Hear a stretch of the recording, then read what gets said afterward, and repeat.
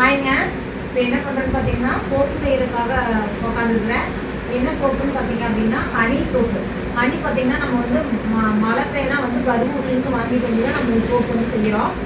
மலைத்தேன் வச்சு நம்ம செய்கிறோம். குழந்தைங்களுக்கான சோப்பு செய்கிறோம்.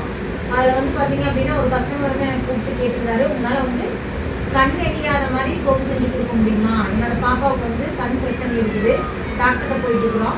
அதனால் வந்து கண் எரியாத மாதிரி சோப்பாக செஞ்சு கொடுத்தீங்கன்னா பரவாயில்ல அப்படின்னு சொல்லி கேட்டார்.